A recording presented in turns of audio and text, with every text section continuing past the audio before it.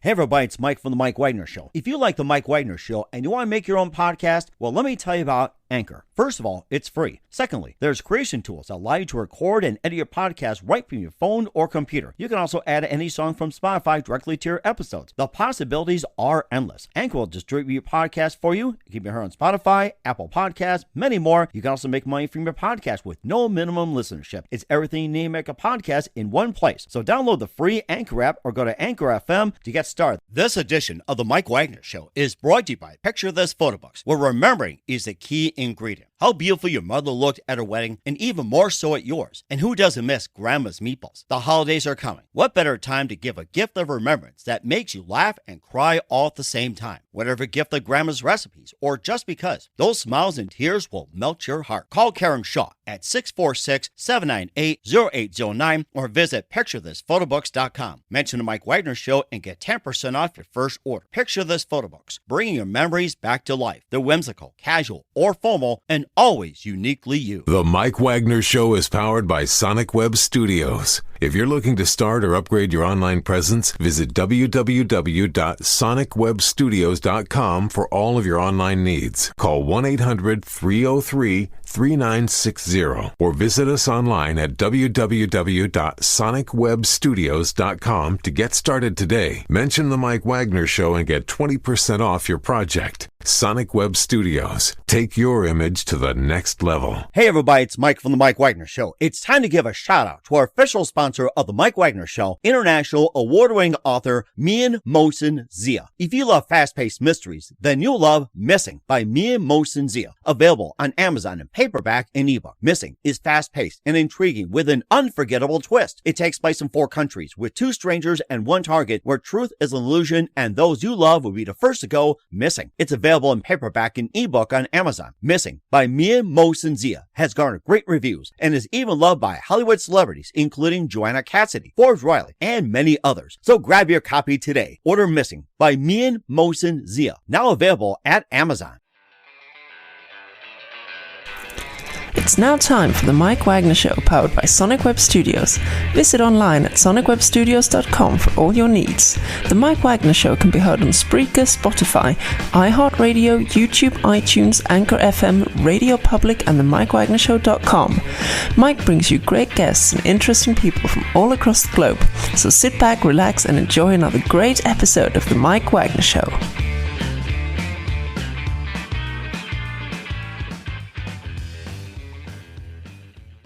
Hey everybody, it's Mike from The Mike Wagner Show, powered by Sonic Web Studios. Visit online at sonicwebstudios.com for all your needs. Looking at a professional website without breaking your budget? Sonic Web Studios is the answer.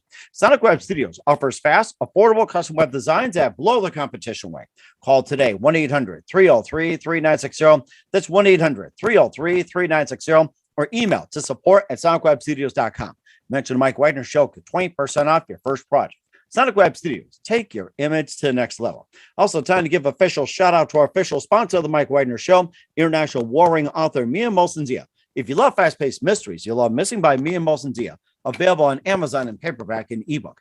Missing is fast-paced and intriguing with an unforgettable twist. Takes place in 4 countries, 2 strangers, 1 target, where truth is an illusion and those you love be the first to go missing. It's available on Amazon in paperback and ebook.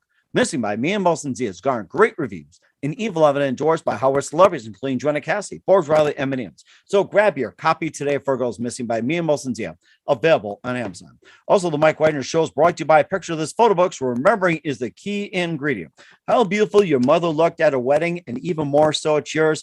And who doesn't miss Grandma's meatballs, huh? Well, the holidays are coming, and what better time to give a gift of remembrance that makes you laugh and cry at the same time? Whatever gift of Grandma's recipes or just because, those smiles and tears will just melt your heart. Call Karen Shaw, Picture This Photo Books at 646-798-0809. That's 646-798-0809. Or visit picturethisphotobooks.com. Mention the Mike Wagner Show, get 10% off your first order. Picture This Photo Books. Bring your memories back to life. They're whimsical, casual, or formal, and always uniquely you. Also, the Mike Wagner Show can be heard on over 30 podcast platforms like Facebook, SoundCloud, Spreaker, Spotify, iHeartRadio, iTunes, Google Play, Amazon, Apple Music, and more. Take the Mike Wagner Show with you on any mobile device. Subscribe to the Mike Wagner Show on the YouTube channel Follow us on Instagram and Twitter today. And don't forget to check out the Mike Wagner Show merchandise coming soon to the MikeWagnerShow.com. Also, check out the merchandise like t-shirts, pop sockets, hoodies, throw pillows, tote bags, and more. Go to Amazon.com and check out the Mike Wagner Show podcast. And for more great gift ideas, go to Amazon.com and check out the Me and Molson Zia store for missing ones, wrinkles, and a lot of great books and great merchandise. Good 24/7 as well. Amazon.com/Me and Molson Zia. And don't forget to support the Mike Wagner Show generously at the MikeWagnerShow.com. Also support us on Anchor FM and PayPal. Make sure you do so today. We're here with a terrific gentleman who's an author of a brand new book, and he's also got a couple of on Amazon, like the Happiness Code and Naughty or Nice List. And whose list are you on? I guess we'll answer that question in just a minute. And he's done everything from helping the government catch naughty folks to running the Walt Disney Marathon as a woman. And he's focused on becoming a world-renowned author. And of course, he's got some favorite genres, and he's also climbed the top of Mount Fuji, got kicked off of Mount Rainier, and also sailed through a Suez Canal, taught English in Japan. We'll find out more about his great ventures along with his new book we'll talk about. Live, ladies and gentlemen, from the Plus Studios in beautiful Northern Virginia, the very multi-talented author of the brand new book, The Devil Pulls the Strings, author Joe Zarek. Joe, good morning, good afternoon, good evening. Thanks for joining us today. Hey, thanks for having me, Mike.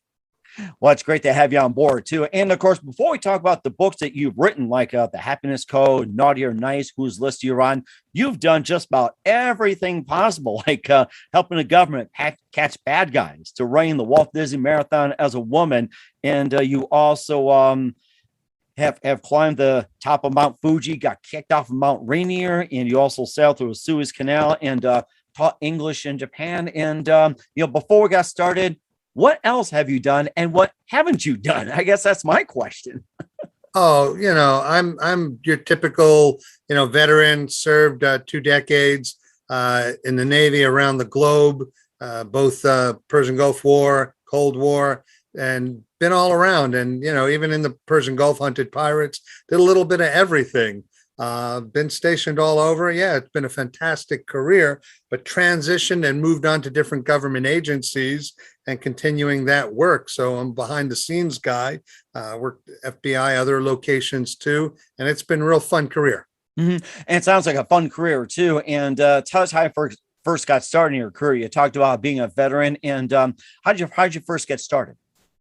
What, as a veteran? Or just like, go way, way back, like the Wayback Machine. Well, originally I came from my mother. And then after New York City grew up, you can pick up on the accent. And then it just wanted to serve in the country. So Navy was a calling, joined. And sure enough, they sent me to Winter Harbor, Maine, my first command. And then they sent me over to Japan. And it kept going from there with a lot of assignments all over that I can't talk about, but still very fun. And even ended up in the Gulf during the first Gulf War. And then also then again back when we were still going years later after. So very, very interesting to do that, do vessel boardings. It was interesting. And when we went to hunt pirates, that was crazy, because who thinks of pirates in today's day and age? but they're still out there.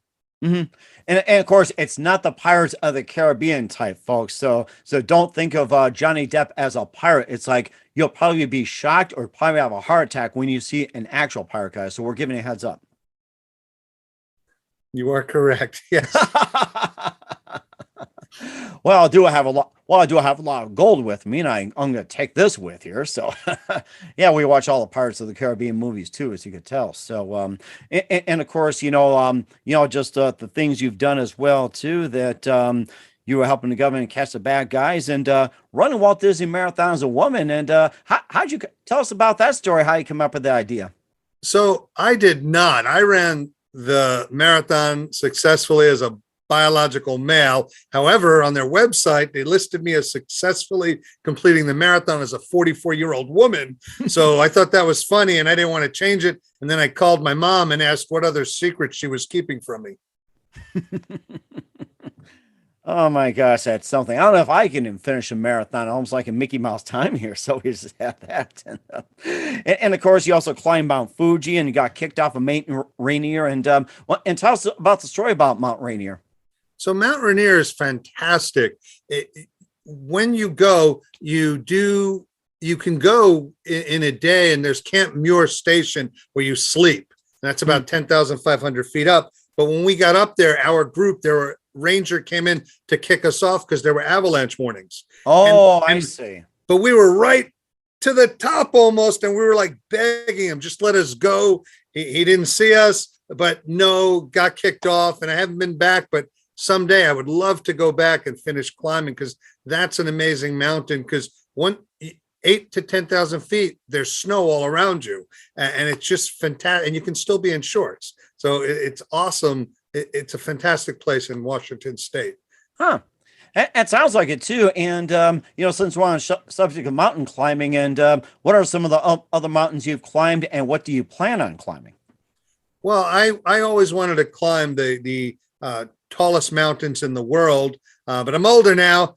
So that still would be great after I retire from the government. But still, I've been on Mount Fuji, and that's, that's a mountain in Japan. They say, you're a fool in Japan if you never climb, but if you climb more than once, you're a bigger fool. And really? That you get a nice stick and you get stamps. And sure enough, I wanted my stick and I wanted my stamps, and every so many feet, there's another person on the mountain that'll stamp your stick. And when you get to the bottom, you can just buy the stick with all the stamps. I think I'll make that as a souvenir, so I can simply say, "Hey, I did this," although I really didn't. So it makes great souvenirs. So. No, but it's easy enough. I mean, there are older groups, people in their 60s, 70s, and 80s that climb every year, and it's incredible. They're not fast, but they get where they're going. Mm-hmm. Go go ahead. I'm sorry, you're on a roll here. So no. I said you can go. People bring mountain bikes and snowboards. So it's amazing when you get up at a certain point, there's places where you can actually take your snowboard and go on this red ash dirt. And if you want a mountain bike, sure, there's that too. And there are races every year where different groups run up for charity. It's an amazing mountain. If you're ever in Japan, it's something that's easy to do. Oh my goodness, and that has to be as well too. And of course, we also mentioned about sailing through a Suez Canal, taught English in Japan. And what are some other ventures that you've done as well too? While you're with the government, your free time, especially before becoming an author. Well, traveling when I was in Japan, it was funny. I fell into teaching English conversation because a friend I worked with said, "Hey, come with me." I'm like, "Okay," and we showed up, and then there I am pronouncing words in English. And the next thing I know, he's like, "Hey, thanks, you're taking over for me." And it's like, and very gracious individuals. And most students are, funny enough, anywhere from 20 to 27, single, living at home, all kind of stories. But in there, I tell you what, that was an amazing experience. I had a 16-year-old Japanese male that I thought he was messing with me because some people mispronounce certain letters, like the R's or the L's, and they mix them around. And in a lesson, we were ordering lemon tea, and people were getting, "I would like to order some lemon tea." And he kept saying, "I would like to order some lemon tea." And I really thought he was messing with me. And he could break the syllables out, but in that, his brain reversed those letters, and everyone else was laughing. And I thought he was messing with me, but that was there. And I had a 94-year-old man. He was crying, very happy because he got to speak his first English. Oh, in my class, and that was just nice, a heartwarming thing. It does sound heartwarming as well too. You also wrote some other books as well too. We'll talk about the Happiness Code, and we'll also talk about Naughty or Nice in just a few minutes. But first, listen to the Mike Wagner Show at themikewagnershow.com, powered by Sonic Web Studios. Visit online at sonicwebstudios.com for all your needs. Look at a professional website without breaking your budget. Sonic Web Studios is the answer. Sonic Web Studios offers fast, affordable custom web designs at below the competition rate. Call today, 1-800-303-3960. That's 1-800-303-3960. Or email to support@sonicwebstudios.com. Mention the Mike Wagner Show, get 20% off your first project. Sonic Web Studios, take your image to the next level. Also, time to give official shout out to our official sponsor of the Mike Wagner Show, international warring author Mia Molson-Zia. If you love fast-paced mysteries, you'll love Missing by Mia Molson-Zia, available on Amazon in paperback and ebook. Missing is fast-paced and intriguing with an unforgettable twist. Takes place in 4 countries, 2 strangers, 1 target, where truth is an illusion and those you love be the first to go missing. It's available on Amazon in paperback and ebook. Missing by Me and Molson Diaz garnered great reviews and even loved and enjoyed by Hollywood celebrities, including Joanna Cassidy, Forbes Riley, and many others. So grab your copy today for Goes Missing by Me and Molson Diaz. Available on Amazon. Also, the Mike Wagner Show is brought to you by Picture This Photo Books, where remembering is the key ingredient. How beautiful your mother looked at a wedding, and even more so at yours. And who doesn't miss Grandma's meatballs, huh? The holidays are coming. What better time to give a gift for remembrance that makes you laugh and cry all at the same time? Whatever gift for Grandma's recipes or just because, those smiles and tears will melt your heart. Call Karen Shaw at Picture This Photo Books at 646-798-0809. That's 646-798-0809. And visit picturethisphotoBooks.com. Mention the Mike Wagner Show. Get 10% off your first order. Picture This Photo Books. Bring your memories back to life. They're whimsical, casual, or formal, and always uniquely you. And don't forget to check out the Mike Wagner Show on over 30 podcast platforms. Take the Mike Wagner Show with you on any mobile device. Subscribe to the Mike Wagner Show on the YouTube channel. Follow us on Instagram and Twitter today. And don't forget to check out the Mike Wagner Show merchandise at the MikeWagnerShow.com and also on Amazon.com under the Mike Wagner Show podcast. T-shirts, pop sockets, hoodies, throw pillows, tote bags, and more. We've got right here at the Mike Wagner Show. And also check out the Me and Molson Zia store on Amazon for great books like Missing, Once, and Wrinkles. Also T-shirts, pop sockets, hoodies, tank tops, you name it, he's got it. It's the Me and Molson Zia store on Amazon. Make sure you check out today. And don't forget to support the Mike Wagner Show on Anchor FM as well as PayPal and the MikeWagnerShow.com. Make sure you donate generously today. We're here with the amazing, multi-talented author Joe Zarek here on the Mike Wagner Show with his new book, The Devil Pulls the Strings, to be it's out September 15th as we speak here. And before that, you also wrote books, The Happiness Code, Naughty or Nice, Whose List Are You On? And before we talk about those books, tell us how you got started as an author and who are some of your favorite authors growing up? Well, as part of the work I do, a lot of report writing and always have to summarize information so other people reading it know what the heck the case is about. So it just was a natural with research. It just was a natural step to fall in because with my first book, Naughty or Nice, Whose List Are You On? I had to write that book because I feel everybody has the right to be safe and keep themselves safe. And that book I handed out lectures. It's an award-winning book. And that book it shows red flags in relationships because some people, they need one red flag. That's enough. Other people need 10 red flags before they get the message. Wow. But what's really significant is, and Gavin DeBecker, he I believe said, everybody has the right to be safe. And he's an author and speaker that tells you to trust your gut instinct. He's a phenomenal speaker. And in my book, Naughty and Nice, Whose List Are You On? I just wanted people to be aware of these red traits that exist in many people's handwriting, because when you fall in love with that serial killer that you don't know is a serial killer, before you bring them home to meet mom and dad for dinner, you'd like to maybe discover these red traits before you find out you and mom and dad are the main course. Oh, wow. Okay. And of course, you talk about these red flags. What are some of the examples of red flags, especially seeing a person, handwriting, character traits, or anything like that? What are some of the red flags that you highlight in your book? Yeah, exactly. So everybody has personality traits. And in it, ironically, handwriting, that's where when I was in the Navy, I kept seeing things when I'd be putting people through background investigations for all different clearance levels. And I would notice things in the handwriting, shakiness, long drawn out. And I was just curious about it because I kept seeing with the people that had issues and problems, I kept seeing the same malformations of formations in the handwriting. And it turns out, makes sense. Happy people write happy, sad people write sad. And then people that get more dysfunctional, wow, they too have things in their handwriting that just really show off. Like one kid I was interviewing, I asked what prescribed medicine he was on, and he's got shaky and nervous. He's like, well, what do you mean? I said, well, what's in your system is there for 28 days. He's like, you can see that? Yeah, I just need to know what prescribed medicine you're on. You can tell I'm taking marijuana? And I'm like, well, it's what's there. And wow. So doctors just know for as long as they've been prescribing medicine, they may often turn to a patient's handwriting to see how it's changed to see if they have to lower or adjust their handwriting accordingly. And an example is when you drink alcohol, it's a depressant. So your handwriting naturally gets more sluggish. And then if you're taking a drug that, let's say, speeds up your metabolism, some people take speed, LSD, cocaine. And the point is now your handwriting becomes erratic in certain patterns. And it's repeating, and all handwriting it's just a snapshot. So if you took a snapshot of a winter scene and showed that to somebody else, everybody could almost tell universally, oh, that is a winter scene.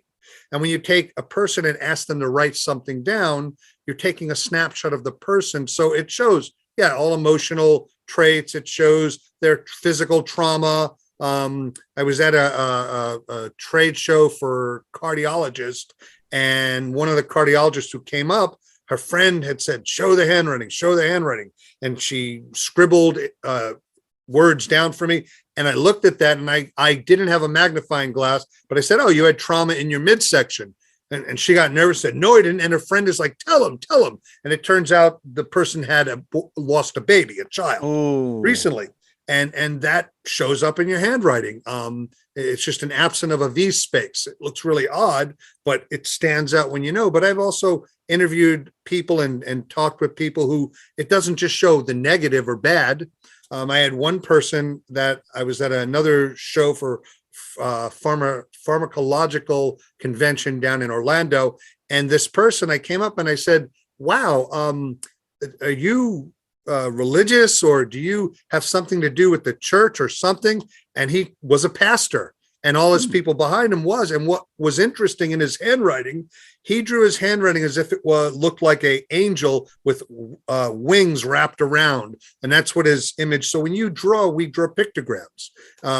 In our handwriting, we actually form that we're not paying attention to, but our subconscious does. So getting back to red flags, when people, here's an interesting thing. Sometimes people put things in their handwriting like a smiley face at the end of their writing. That may be harmless, but then again, maybe not.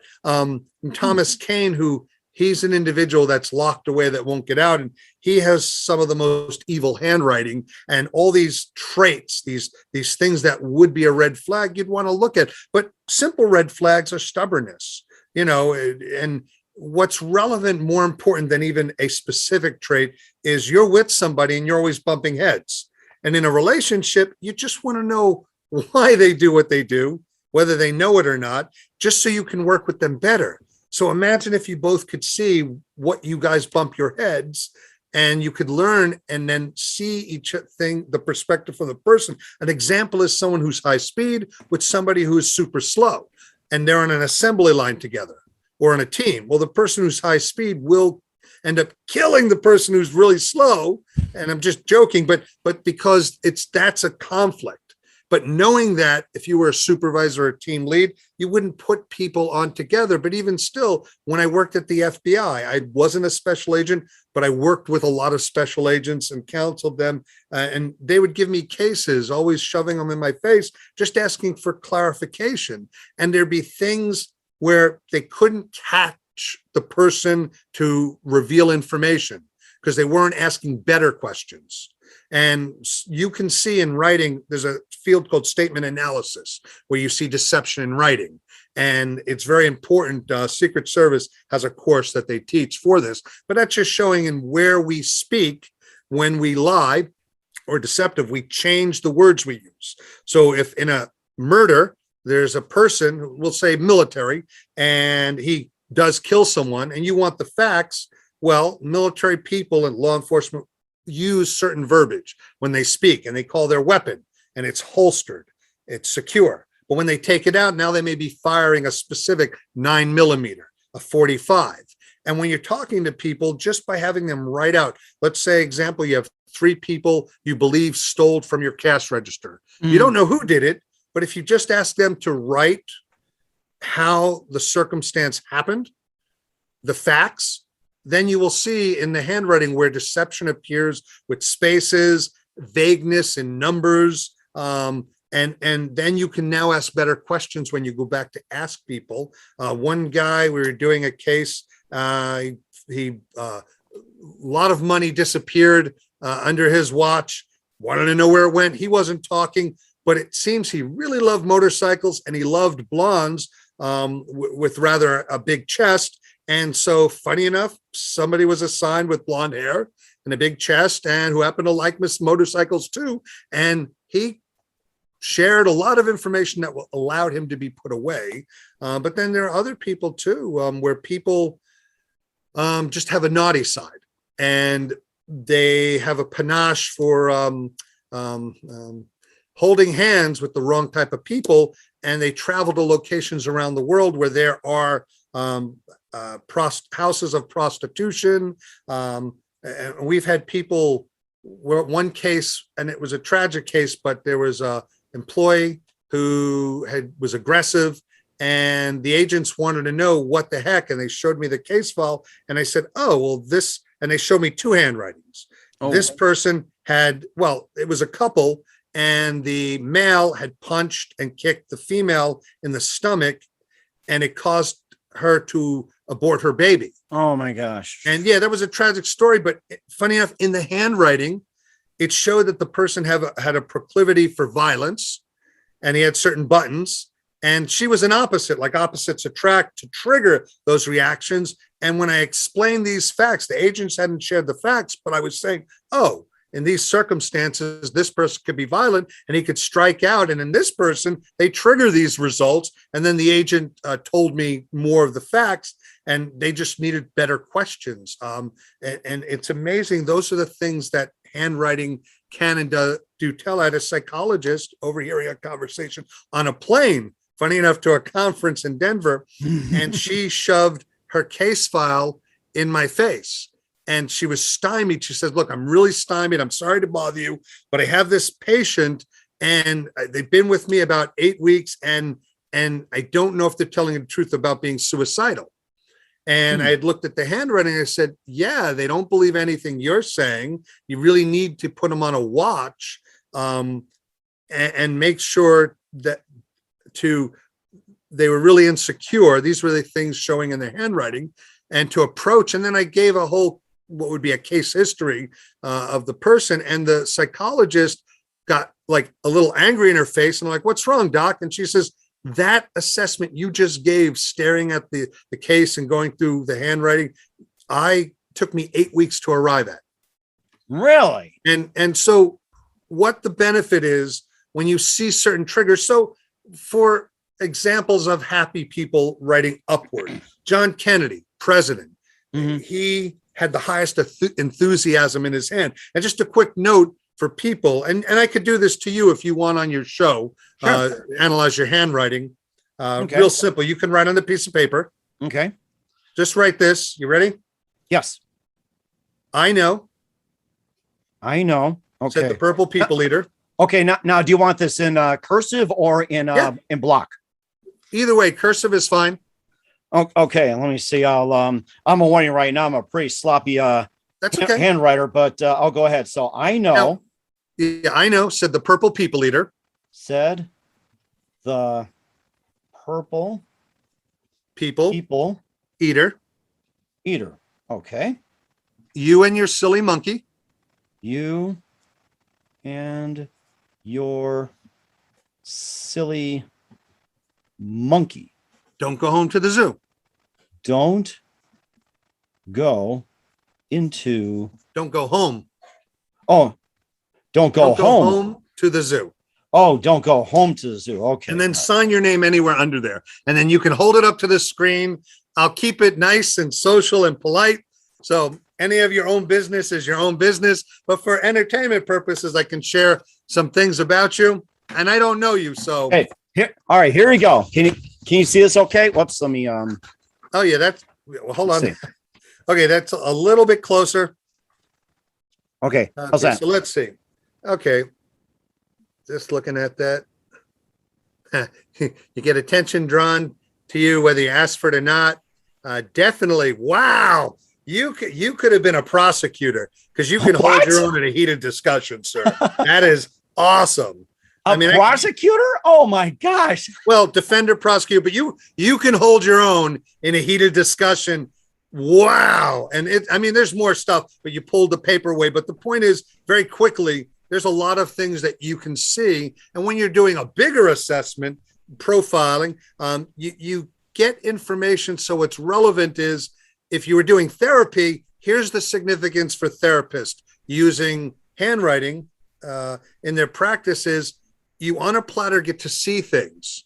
Now, the reason 8 weeks to 12 weeks is significant, a lot of state funding runs out between 8 to 12 weeks. But what the handwriting shows you is a snapshot of all their trauma to emotional issues. And the point is, now when you're giving them therapy, you can guide it much more effectively and efficiently, and you can keep reaffirming. And there are ways to raise self-esteem.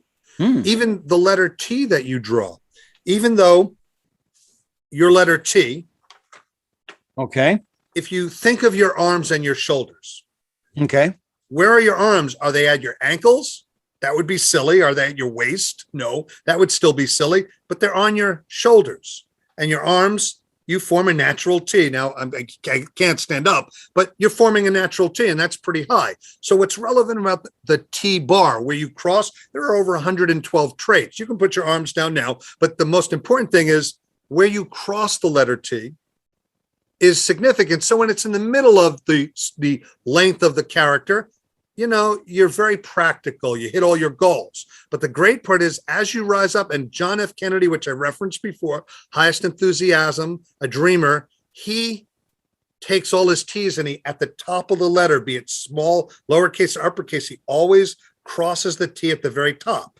Really? Wow. Oh, yeah. And it's cool to look up and see. And of course, he was a dreamer, and wow, what an inspirational fellow. Now, also significant, some people, they draw the top of the letter T above what would be the line.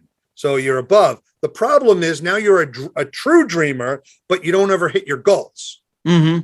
And so what's important is you connect, and you can go as high as possible. Now, the great part, if you know Jack Canfield, and NASA did a study that shows that after 27 to 30 days, whatever you do on a routine or regular basis, this is regarding behaviors and habits, you make permanent, so you don't have to think about them anymore. So as an exercise for you and all your listeners, they can cross their T's from the middle all the way to the top where they're touching the letter at the very top. And what will happen is, as 2 to 3 weeks pass, you may not notice changes around you, being more confident, things just working to your advantage better, but everyone else around you will start to notice. So when you do speak out, you're not speaking in an offensive or blunt way, but you're speaking in a confident way.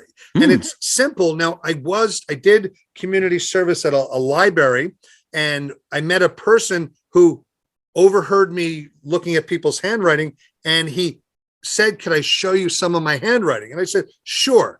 He brought in the next day 4. Now, I don't know if you remember in 4th grade, kids that would use black and white composition notebooks. I remember that, yes. Well, he brought in 4 of these, and he's an adult in his 20s, and he hands them to me. And even though it didn't matter that he has a Muslim background, what was significant is, when you look at the handwriting of serial killers, they have a lot of malformations and very specific, I won't say evil traits, but they have a lot of red flags that don't bode well in society. That's why it's good when they're locked up. This person truly was at the pre-stages of being a serial killer. And he also brought in his girlfriend's handwriting. Same. And when he gave me these composition notebooks, I said, "Are you a writer?" "No." "These are journals?" "No." "These are school notebooks?" "No." "What are these?" "Oh, these are just my thoughts." But then what was funny is, he wanted me to show him how to be more confident.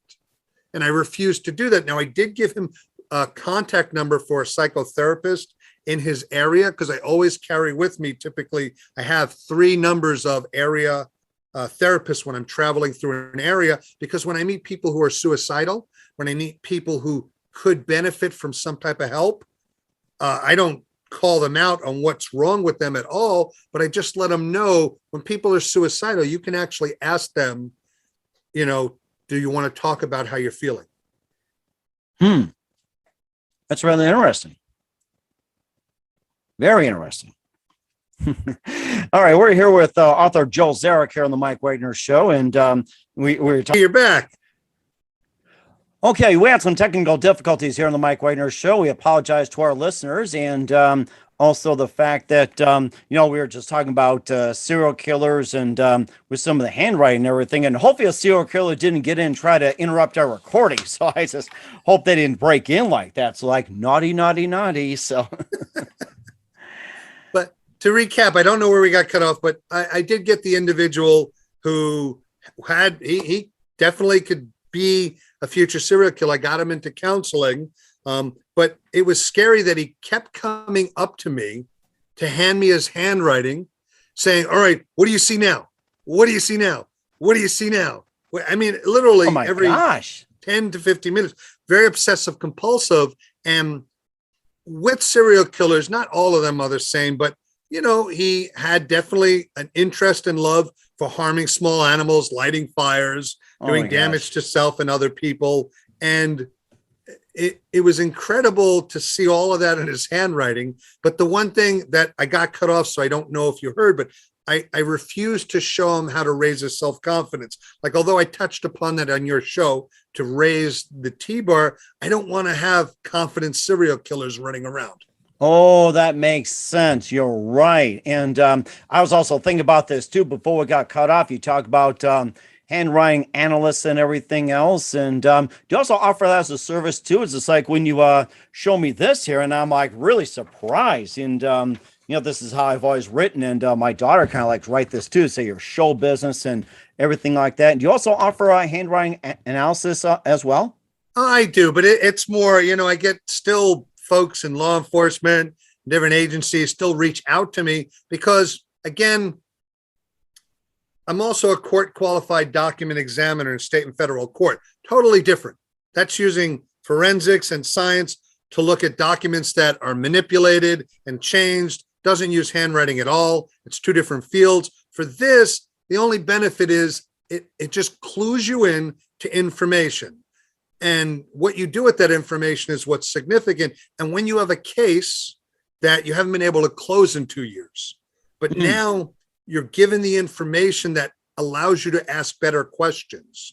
Now you can ask questions in statement analysis. And also there's certain interrogation techniques when you're interviewing people for passive and more aggressive techniques. You can ask people point blank questions as long as they're worded in a specific frame. Understand, people don't intend to lie. That doesn't mean they'll reveal everything. So what's significant is when you ask a specific question with a specific articulation, now you can actually get information from people because they're not lying. They're staying true to themselves, even though they don't want to tell you they've killed somebody or done something. But that's significant. And when you see that in handwriting, it just allows you to redirect. I had another case where another analyst, she was also a private detective in the West Coast. She sent me handwriting and I was like, what the heck is this? And it was the client knew the person stalking them had been incarcerated, but they had to move 2 previous times because the stalker kept finding them. And in the handwriting, the scariest thing was here was a person in the handwriting that truly was building a shrine to this person. And if they couldn't have them, nobody could. And it was all, and in the images, when you're looking at images, like the letter D, for example, is a letter of personality for your ego. And, the taller it is, hey, it's not that necessarily you have a higher ego. It just means there are certain things when you look at other letters, it now shows a clearer picture. And that's relevant, and how it leans, like to the right, like your handwriting leans to the right. So you could have also been an actor, and Hallmark commercials may make you tear up. And, it's little things like that. You smiled. Thanks for that confirmation. But the most important thing is when you see these things, in this case, this stalker was going to be released. And at first it was a tragic accident that they weren't going to let the person know that the person was being released. But this detective had the information. I'm like, oh, you got to tell her, because if this person has found her 2 times, you don't understand. In the handwriting, a lot of the imagery was phallic. but it also tribute reference to God.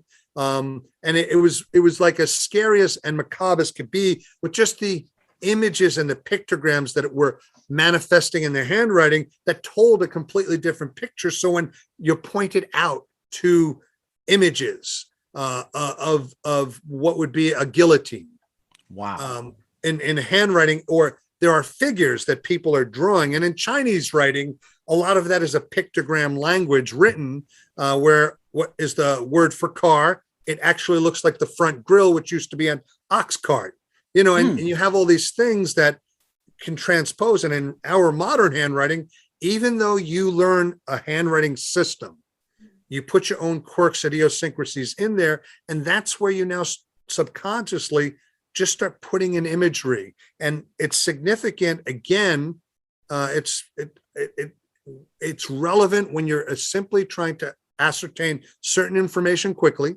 For a therapist, a psychologist, it's great.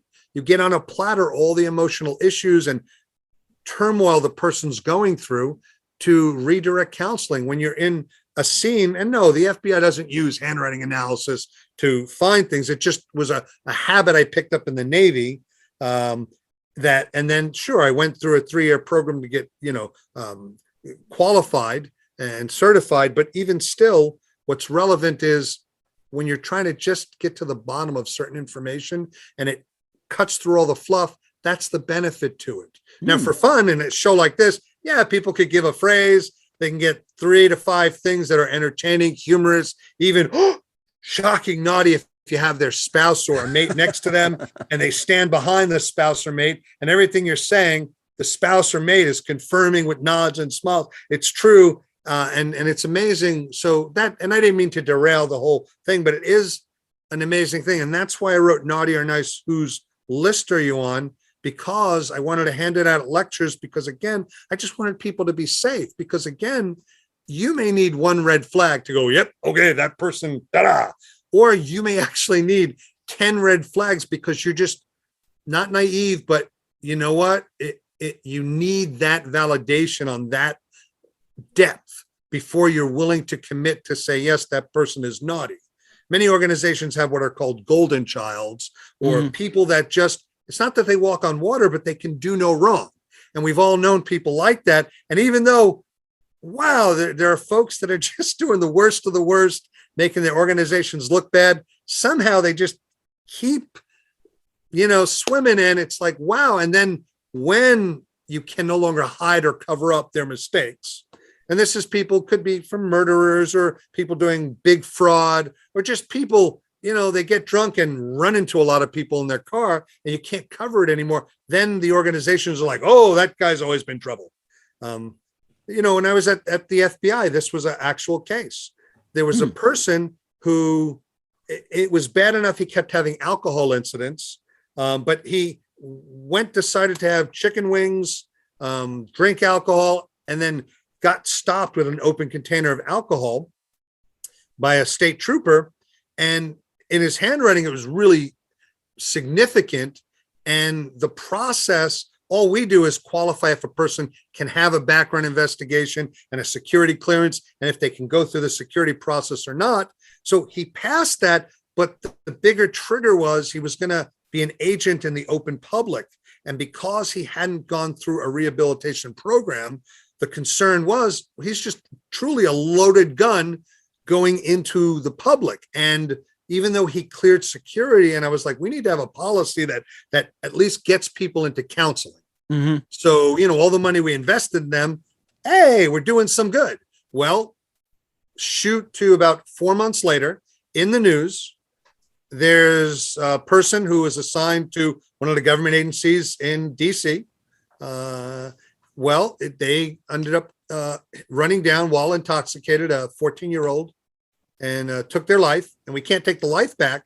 But the benefit to all this, because I remember the name, and I'm like, I know that name. And I looked up and I was like, oh my God, that was the person I wrote down to say we have to do something, but there wasn't a policy in place. But the best part is, a policy was written when somebody has documented alcohol incidents. They now are mandated to go to counseling. And the best part is that instruction came across my desk and I got to review it and give my thumbs up on that. So that way now people aren't bad. Rehabilitation may be 50% effective in that I don't know if it's going to be successful for you or not, but with all the money spent training people, getting them up to be in the public with a weapon, why not put them through rehabilitation as mandated just because we want to help people? And even though, no, we can't stop and replace a person's life that was lost, the fact that all moving forward, that happened, and at least, you can get help for people. So handwriting, these are all these things that I used handwriting for all of this. And it helps. Even in the Navy, I helped 4 people who were suicidal get help they needed because I saw things that were look concerning in their handwriting. Wow. And where you have false enthusiasm, where a person writes at an upward angle, but it's an exaggerated upward angle, and sometimes we do that.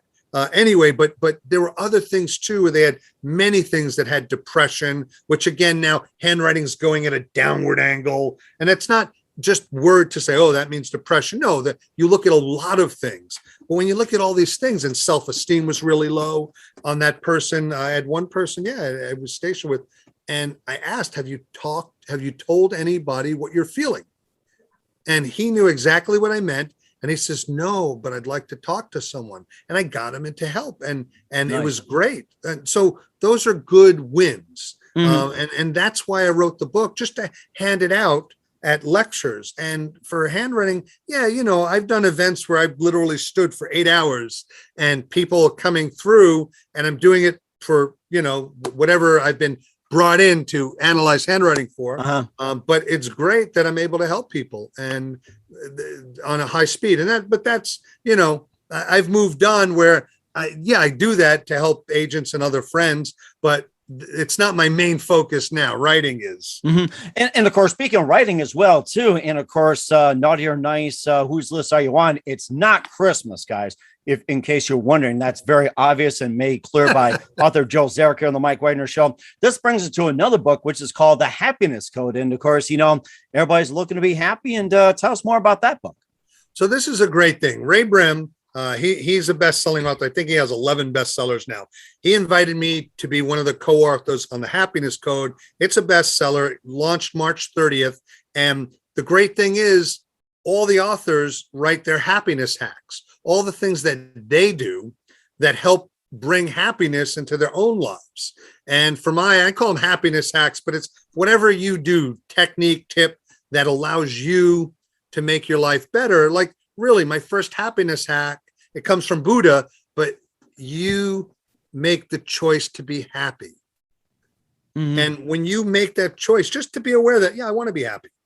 And maybe today you don't know how to be happier, but understand it's important. All the other authors, and it was great for me reading all their insight and story, because I go into why I ran the marathon in that story, because I did that, funny enough, because I'm a disabled veteran. And when I was at Walter Reed, I was getting fitted for a shoe insert, and I was surrounded in a room of other veterans that had lost limbs, arms, legs. And everybody was laughing, joking, just getting along, because the disabilities did not define us. Nobody in that room was defined. Sure, we had missing limbs, but you know what? We were getting on with our lives, and it was just something you deal with. But I sat there. Now, my dad, he always wanted to run a marathon too. And I made the decision that day that, you know what? Even though, I have a permanent limp, I've been injured in the first Persian Gulf War and almost lost my leg there, and I have permanent paralysis in my right leg. But sitting there in all this room of veterans, I said, you know what? I want to run a marathon for my father and all these men and women, veterans who can no longer run. And that's what got me. And my father, he passed away from lymphoma cancer. And I found Team in Training, which basically many different sporting events, but they will train you for the sporting event you do, and you'll raise money for whatever charity. And for me, it was Leukemia and Lymphoma Society. And I raised like about $4,000. I was happy about that. But in doing that, I biomechanically, no, I have neuropathy, permanent neuropathy in both legs and the feet, flat feet. I have permanent ulcers, all the things that you would not make a runner, even though I used to run. But I made that promise to said, you know what? While I can still walk and run, I'm going to do this for all the men and women who can no longer run. And even when I was training, I had a coach stop me at the Woodrow Wilson Bridge. There was the Mount Vernon Trail, the Mount Vernon Parkway has a 14-mile trail. And running up the Woodrow Wilson Bridge, air pockets form on the nerves, and it's really painful to run at certain angles up. So it slowed me up. But when I came down, the coach actually stopped me running. And he says, you can't continue. You're not going to make the time for the marathon at the Walt Disney World Marathon. You can't do this. And I said, stop, because I physically was fine. It's just the going up a hill, angle or down. I can't help the air pocket forming on the nerve. It's just really painful. And anybody who's ever had air exposed on your nerve, woohoo, it's fun. Oh, yeah. We've been there, done that. Oh, no fun. So when he stopped me and he says, I wipe my hands clean of you. He was a coach for team and training, but he's like, you're going to get injured. You're going to hurt yourself. And I wasn't running for that. I'm not fast. But again, and I finished my run for the day. And sure enough, after the marathon, now, funny enough, at mile 20, because I had never run beyond 20 miles in the training, I was going to stop. My feet were flat. There's a thing called runner's wall. And in runner's wall, your body just gives up. You're exhausted. You can't go on. A team and training coach, I don't know who he was, he had an amazing accent, and he ran alongside me. And he says, what's wrong? He says, I said, I think I'm going to stop. And he's like, wait a second, why are you running? And I said, well, for my father and veterans who can no longer run. And he said, keep going. And it gave me the motivation to keep going. And when he turned around, he was gone. So I don't know if he was a guardian angel or what, but that was enough to get me to finish the rest of the marathon. And that coach who had actually put his hands on my shoulders to stop me, he's like, I owe you an apology. You did it. And when I was crossing the finish, when I crossed the finish line, it was like, I looked up and it was great. And I said, Dad, this is for you. And that gave me a level of happiness that can't be touched. And that's from making the choice to run in a marathon I shouldn't have run in, but I did. And then the next thing is also just using certain phrases. Here's the thing everybody can try. You can try. Questions. We always frame things in the negative. Oh, why am I so fat? Why am I so tall, short, whatever?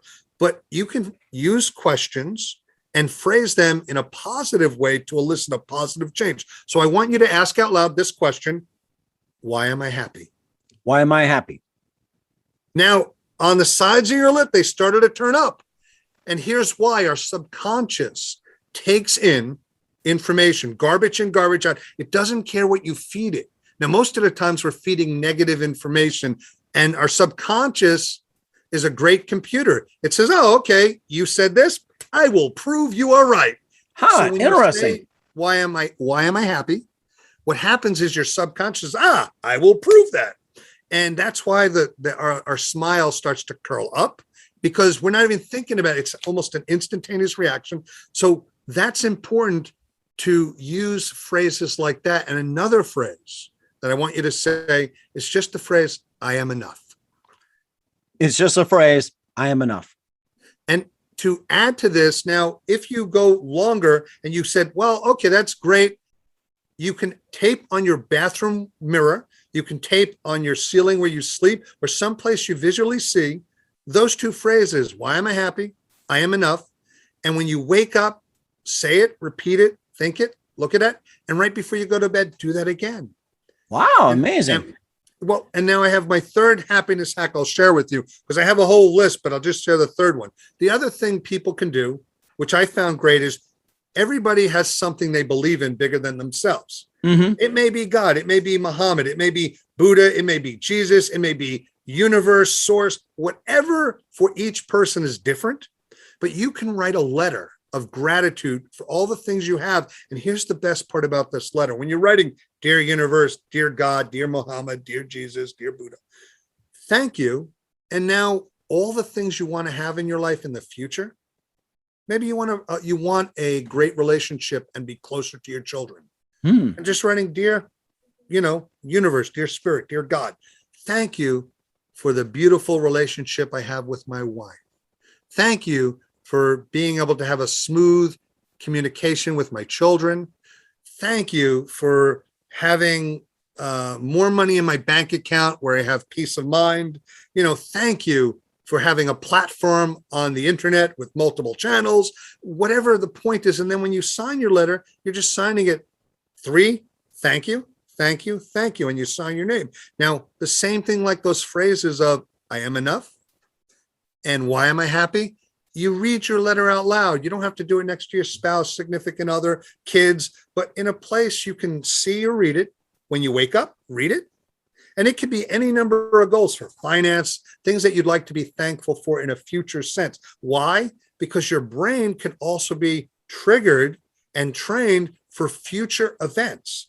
So your subconscious will actually want these things to happen for you, all because you said, oh, thank you for the beautiful relationship I have. So for people today who may not have the perfect relationship, someday they'll start to gravitate for that. And here's significance. So when you read that letter, when you wake up, before you go to bed, you do it for 30 days, because as I mentioned about behaviors and habits, 27 to 30 days before they become locked in and you don't have to think about them anymore. That letter, and this isn't my technique, this you can find thousands of web pages of people talking of this technique. But what's relevant is after 30 days, you put it away, forget about it. And then what happens is just start to be aware of the things that are happening and manifesting in your life, that the things you said you were grateful for and appreciative for. And even though they may not be true today, that you have $1 million or you can play a guitar or whatever, everybody has different levels. Because here's the thing about happiness. Yes, some people are happy with the promotion they get. Some people are happy with the supermodel spouse they are married with, or the prestigious apartment, or whatever the temporary thing they lock on, but it's not a permanent happiness. And happiness is different to everybody.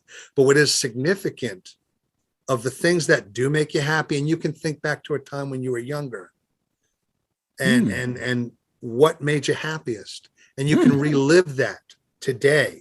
And even here's another thing, just one more thing I'll talk about for this book. Interesting enough, when we have trauma, we don't want to remember it. We don't want to relive it. However, you can do things to make it easier to deal with. An example is, I'm just going to have you think of something that was sad, traumatic in your past. And once you have that memory, whatever it is, now, do you have a memory or a thought? Yes, I do. So now I want you to replay that memory, but also play circus music while you're playing that memory. Now, even though it doesn't erase the fact that there was some significant event that you went through, all you've done is now you've played circus music, which is very non-threatening. It elicits a romantic, there are many things that elicits the circus music does. And when you combine that now with this traumatic memory, it's not as intense. Wow, amazing.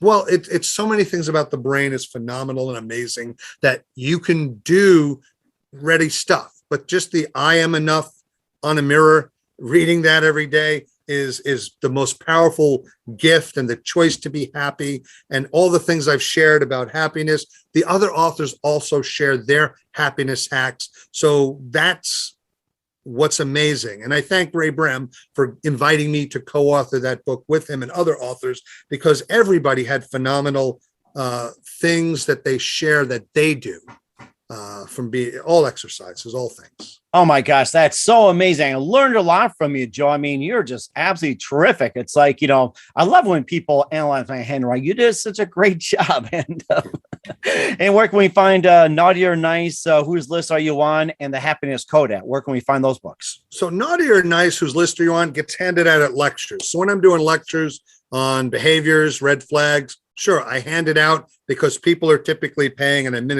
a fee to go to the lecture. But, I'm also happy to share. People can contact me for the happiness code. That's on Amazon. There's print, there's ebook, easy to find. Just search happiness code. You can search my name, Ray Brim's name. I apologize. I haven't memorized all the other authors' names. It's okay. But it's still easy enough to find. And it is a great read, because there's always something. And the best part is, this is what all of these authors found that works to give them and bring them happiness in their lives. And even though 100% of everything in the book may not be what it is that you gravitate to or like, what is relevant is there'll be one or more happiness hacks and techniques that people are using that you go, oh, I can try that. And so that's the significance of the book. And that's why it really bestseller, rightly so, because it has, in today's day and age, not just the pandemic, we need books like this that, wow, somebody, even with all this stuff going on, wow, they have found ways that to bring happiness. And when you can do that for somebody else, to see somebody going through a struggle and a hard time and just sharing with them to ask, why am I happy, or I am enough? That is significant, especially when they give a big sigh. Yeah, I feel the same way. Yeah, and we all do. But we do sometimes need that from somebody else to make us remember and help us remember. And then we can reset and keep going on with our lives in a better direction. And that's very fantastic as well, too. And very amazing stuff. We'll talk about your book, The Devil Pulls the Strings, in just a minute. You listen to The Mike Wagner Show at themikewagnershow.com, powered by Sonic Web Studios. Visit online at sonicwebstudios.com for all your needs. Also brought to you by our official sponsor of The Mike Wagner Show, international warring author Mia Molson's of Missing, available on Amazon and paperback and ebook. Also brought to you by a picture of this photo books. Remembering is a key ingredient. Call Karen Shaw at 646-798-0809 or visit picturethisphotoBooks.com. Mention the Mike Wagner Show. Get 10% off your first order. We'll be back with author Joel Zarek of The Devil Pulls the Strings after this time out. This edition of the Mike Wagner Show is brought to you by Picture This Photo Books, where remembering is the key ingredient. How beautiful your mother looked at her wedding, and even more so at yours. And who doesn't miss Grandma's meatballs? The holidays are coming. What better time to give a gift of remembrance that makes you laugh and cry all at the same time? Whatever gift of Grandma's recipes, or just because, those smiles and tears will melt your heart. Call Karen Shaw at 646-798-0809 or visit picturethisphotoBooks.com. Mention the Mike Wagner Show and get 10% off your first order. Picture This Photo Books, bringing your memories back to life. They're whimsical, casual, or formal, and always uniquely you. Hey everybody, my name is Forbes Riley, and I'm an American actress and a TV host. And I was delighted when I got my copy of Missing, which is Extraordinary Relation of Ordinary People based on a real life relationship. It's well written. It's amazing. It talks about a man who has lost his wife and his daughter, and it's very well done. I'm going to highly recommend that you go get your copy of Missing. It is a powerful, exciting read. Mr. Mian Moshe Zia. He is the author of Missing. And I want to give a big shout out and a kiss all the way halfway around the world to my dear friend. Check him out at Mia's website. It's called www.miamoshenzea.com. Missing, available on Amazon. Again, I'm Forbes Riley, and I will see you again soon. Bye-bye. The Mike Wagner Show is powered by Sonic Web Studios. If you're looking to start or upgrade your online presence, visit www.sonicwebstudios.com for all of your online needs. Call 1-800-303-3960 or visit us online at www.sonicwebstudios.com to get started today. Mention the Mike Wagner Show and get 20% off your project. Sonic Web Studios. Take your image to the next level. Hey, this is Ray Powers. And if there's one thing you can count on in these unpredictable times, it's that you're in good hands getting some great radio, courtesy of The Mike Wagner Show.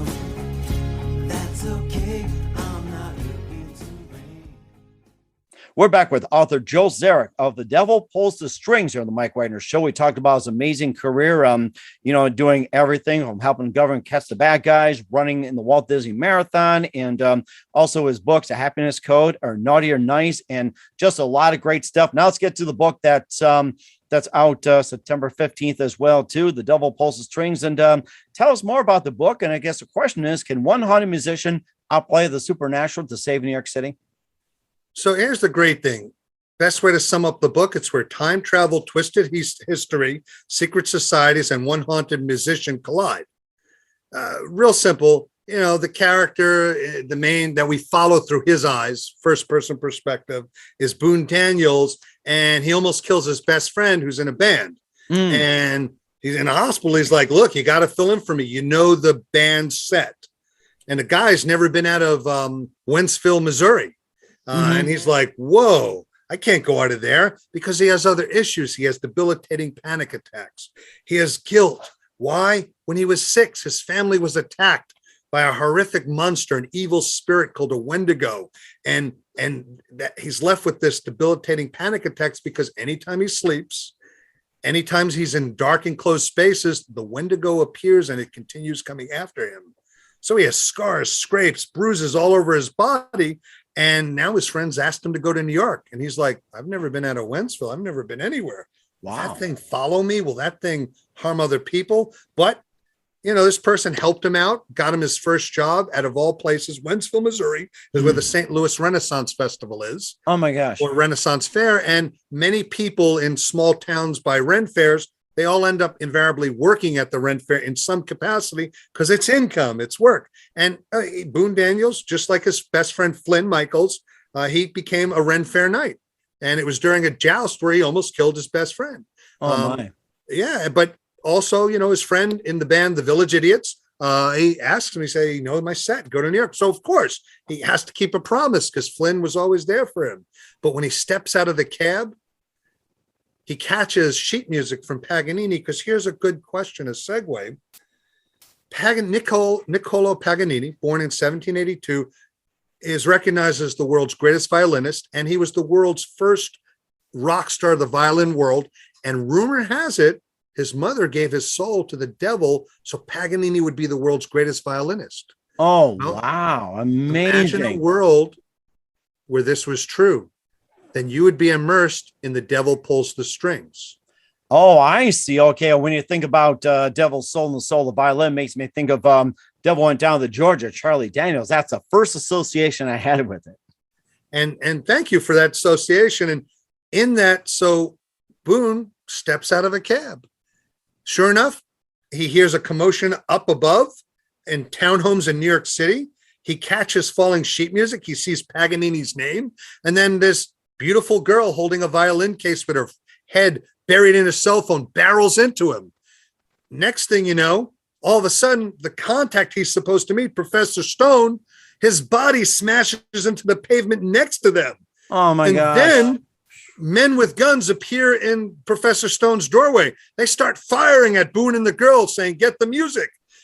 Boone grabs the girl's hand, escapes, and then he finds himself on this wild ride through time to find what he discovers, a sinister scheme to use Paganini's music to summon the devil. So Boone, he gets, on this wild ride of all things through time to try and find this cursed music because he wants to stop this whole big thing from happening. And in it, he discovers there are two secret societies fighting each other. And they're all basically, everybody Boone meets is trying to use him all for the summoning ceremony for their own purposes. And he has to deal with that. So when he accidentally falls in a portal back to 1813 Genoa, Italy, he still now has to figure out how to get back to modern time, to say modern New York City, because one bad group, if they attempt to summon the devil, it might destroy New York City. Oh my goodness. Wow. Yeah. And it's even more than that. But that's in a nutshell what it is. And all Boone's just trying to keep his promise to his friend Flynn he almost killed. And so throwing all this, you have the secret societies.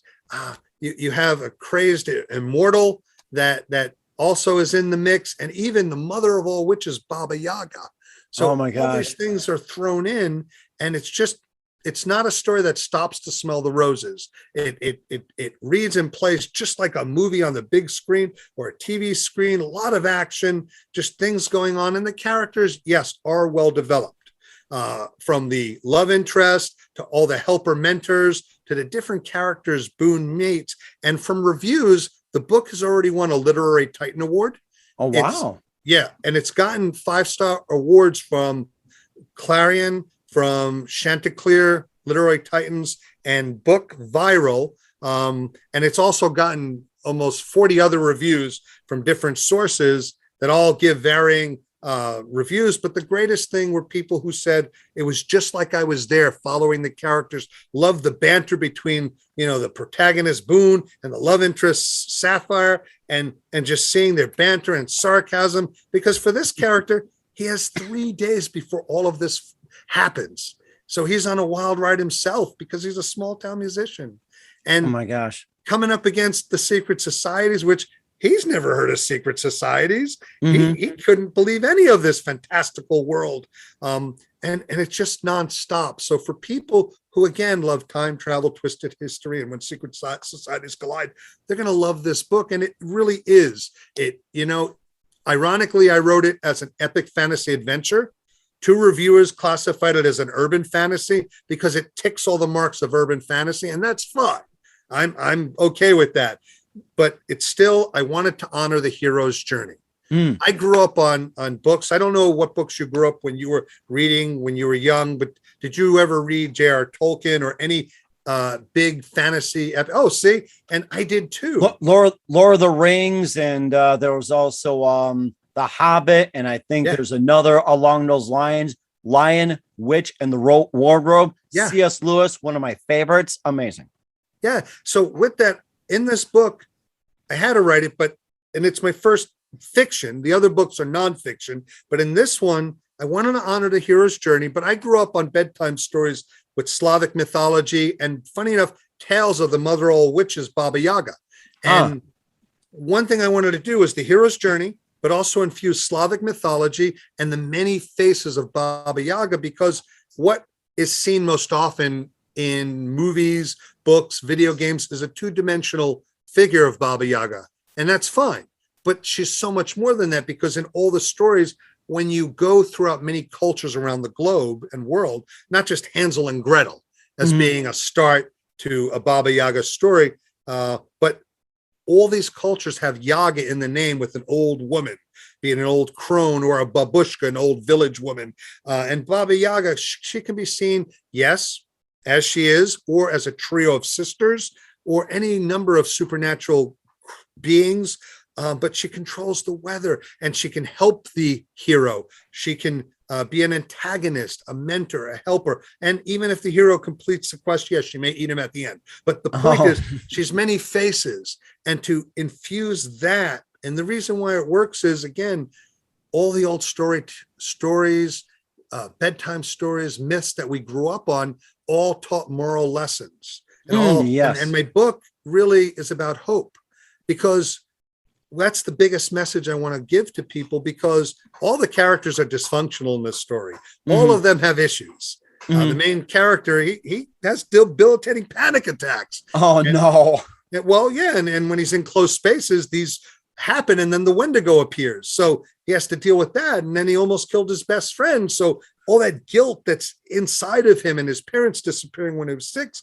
But then even the love interest wants to get her father's love, and she is in an annual Paganini competition. So Paganini, in his music, in this story, imagine in this story, you have to combine 3 of Paganini's songs to reveal a secret song. And in the audiobook, I found Oleg Bezuglov, a world-class violinist, and Vladimir Gapontsev, a world-class guitarist. Now, I had for the audiobook them create the snippets of Paganini's music.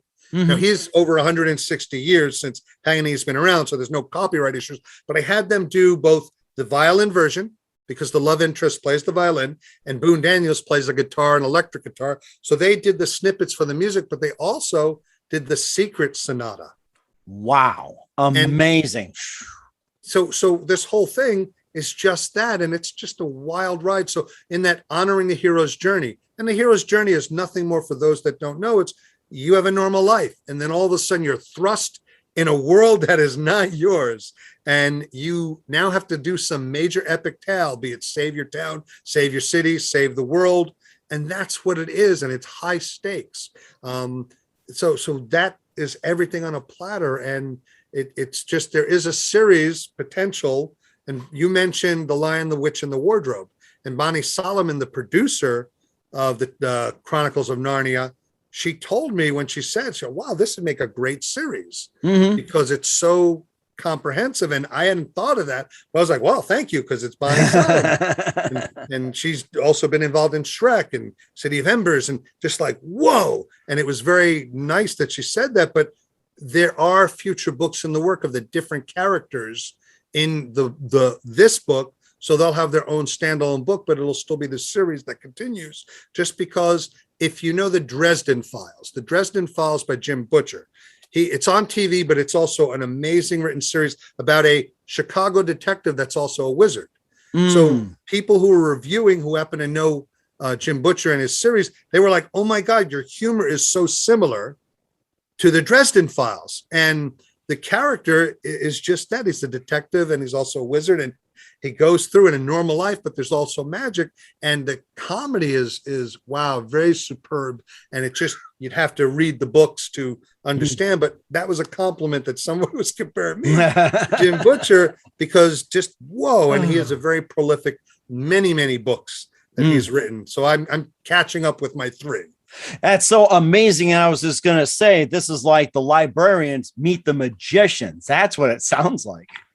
In fact, that's what it is. If you want, it can be described as The Librarians. That was a TV series with Nora Wisely and Bob Newhart.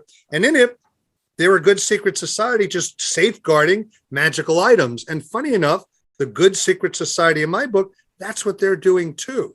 And they're not at the Historical Society, but they're in New York. And so is the bad secret society. And that's, what is the Lavender and Roses Good Secret Society. The bad secret society, Dragons and Nymphs. And it's just, they are always at wit's ends and always coming to blows and always basically interfering with each other. And you see that throughout the whole novel, and they're using Boone. So it's the main character. So it's interesting how you just read it. It's a good read, and it's just for what people want. Now, of course, if you like all the fluff and the expanded content, this book, I wrote it to be a fast-moving, wild ride that doesn't stop. And there are some slow chapters on purpose, but you understand after you read it. It picks up in the end. And where can we find The Devil Pulls the Strings at, Joe?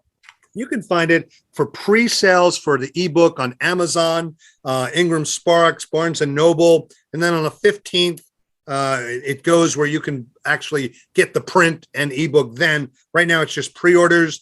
Audiobook is still in production, and I believe it was supposed to be done today. Kurt Bonham is the narrator. He does 30 voices. He's phenomenal. He had, before my book, he had over 87 books on Audibles, and he's a phenomenal. He's like, what doesn't he do? He does everything: acting, producing, voiceovers. He's been in movies. So I was very lucky to get him to narrate.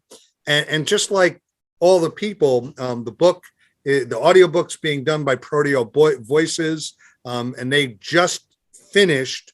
The sound engineer was incorporating music. So as soon as that's finished, I can then put that on Audible and other locations for people to get the prologue that they can hear as a sample chapter. But for the physical book, and there's also a graphic novel we didn't talk about, but I wanted to have the print, the ebook, the hard print, the audiobook, and also a graphic novel, because different audiences gravitate to different mediums.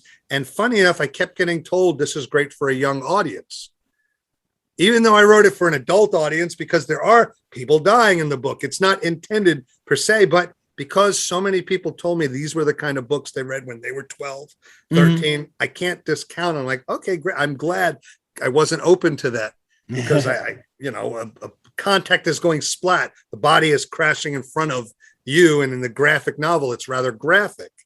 So I would not give that to kids to read, but the story itself is good enough. for that. And many individuals will love it.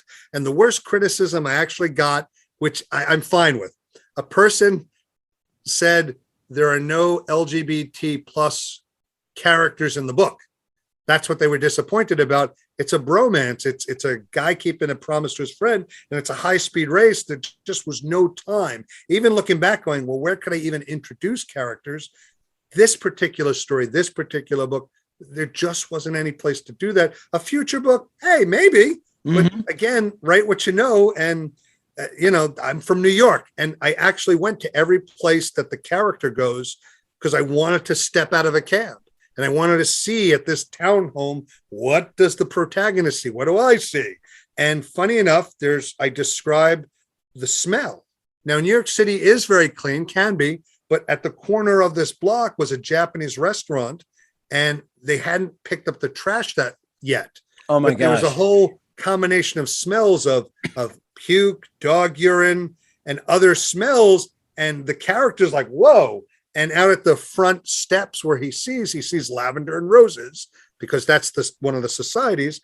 And he's commenting that even though there are all these lavender and roses, they can hardly mask the smell of this garbage. And even though this is a city that never sleeps, they forgot to pick up their trash. Oops. But anyway, so I go all over the place on tangents. Sorry. That's so amazing. I mean, you're a wealth of information, Joe. I got to say that I really learned a lot from you. And we're here with author Joe Zarek of The Devil Pulls the Strings here on the Mike Wagner Show. A very big thank you for your time. You've been absolutely amazing. And just a few more minutes as well here. And you're very enjoyable. Love to have you back. Sure. What else can we expect from you in 2021 and beyond?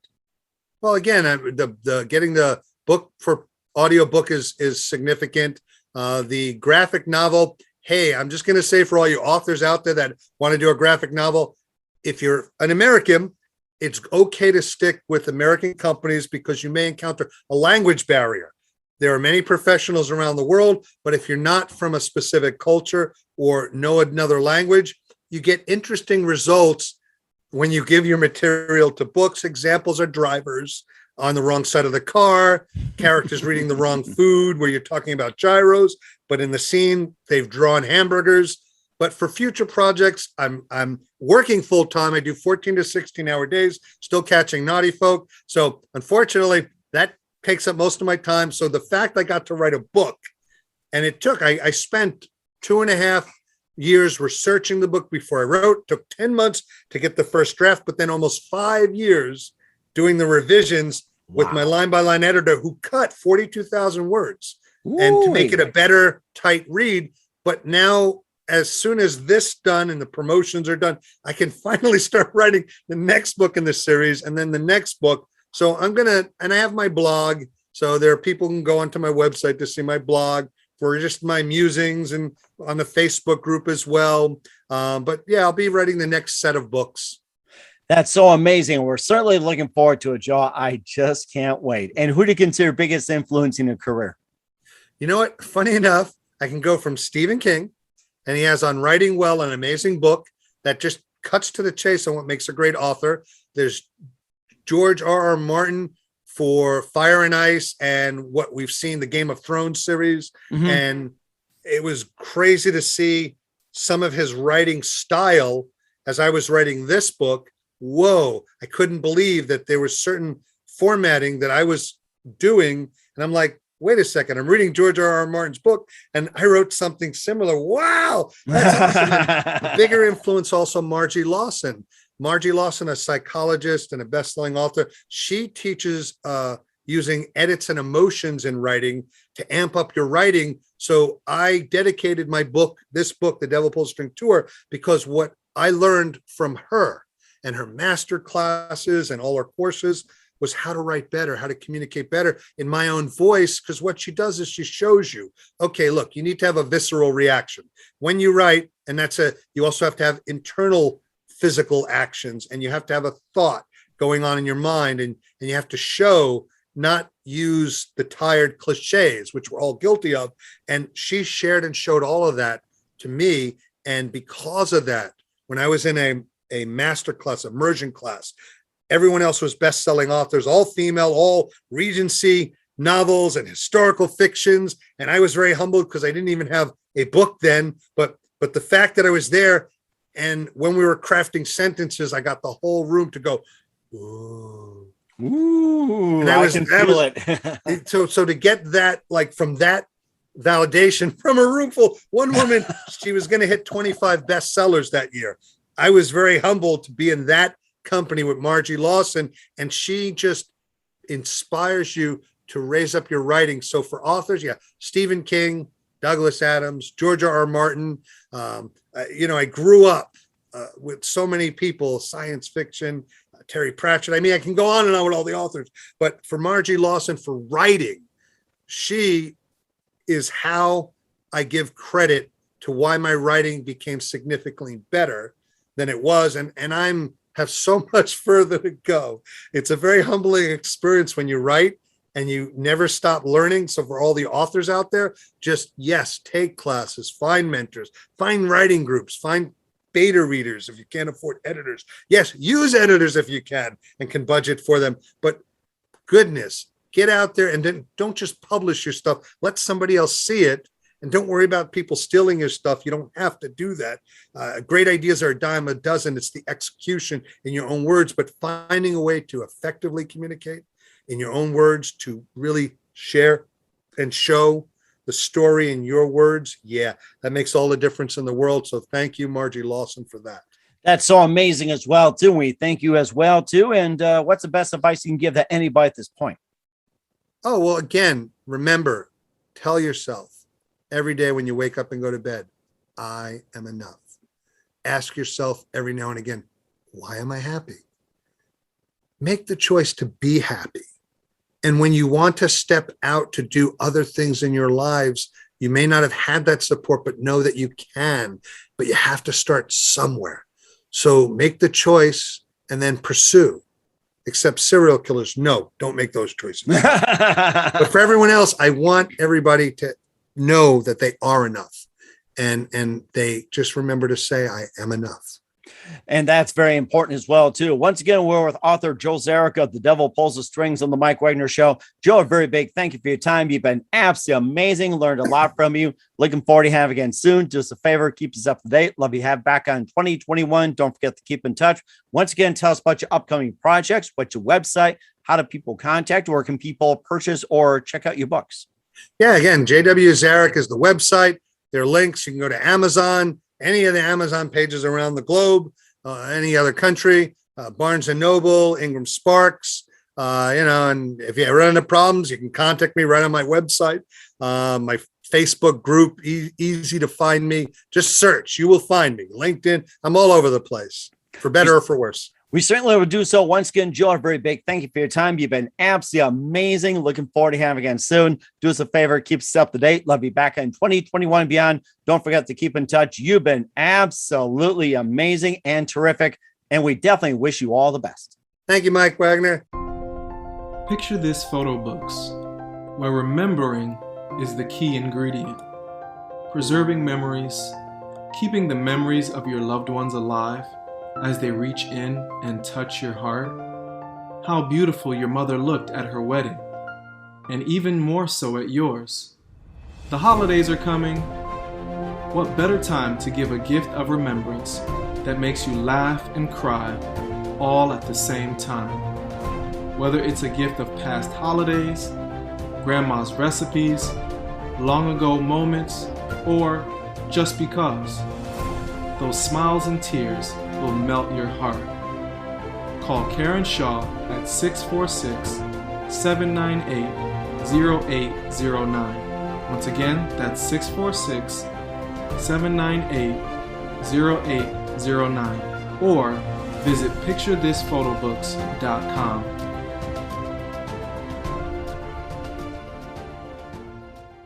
Hey everybody, my name is Forbes Riley, and I'm an American actress and a TV host. And I was delighted when I got my copy of Missing, which is Extraordinary Relation of Ordinary People based on a real life relationship. It's well written. It's amazing. You know, it talks about a man who has lost his wife and his daughter, and it's very well done. I'm going to highly recommend that you go get your copy of Missing. It is a powerful, exciting read. Mr. Mian Moshe Zia. He is the author of Missing. And I want to give a big shout out and a kiss all the way halfway around the world to my dear friend. Check him out at Mia's website. It's called www.miamotionzea.com. Missing, available on Amazon. Again, I'm Forbes Riley, and I will see you again soon. Bye-bye. The Mike Wagner Show is powered by Sonic Web Studios. If you're looking to start or upgrade your online presence, visit www.sonicwebstudios.com for all of your online needs. Sonic Web Studios specializes in custom web design, app development, social networking, search engine optimization, domain registration, email marketing, online stores, and more. Since our birth, we have been designing and developing immaculate websites and providing web solutions which are a cut above the rest. As a leading web designing enterprise, we have a team of extremely talented web designers who are well-focused and have the experience of working on multiple web developing platforms such as PHP, Magento, custom WordPress, and more. Sonic Web Studios has been helping businesses of all kinds, whether big, small, established, or startup, impress their audiences with exemplary web solutions. We don't just create beautiful and functional websites. We give you a complete online solution with the main goal of enhancing your yearly revenues. We aim to give your business the online exposure and brand acknowledgement that will help you in achieving increased conversions leading to profitable sales. Call 1-800-303-3960 or visit us online at www.sonicwebstudios.com to get started today. Mention the Mike Wagner Show and get 20% off your project. Sonic Web Studios. Take your image to the next level. Thanks for listening to the Mike Wagner Show, powered by Sonic Web Studios. Visit online at sonicwebstudios.com for all your needs. The Mike Wagner Show can be heard on Spreaker, Spotify, iHeartRadio, iTunes, YouTube, Anchor FM, Radio Public, and themikewagnershow.com. Please support our program with your donations at themikewagnershow.com. Join us again next time for another great episode of The Mike Wagner Show.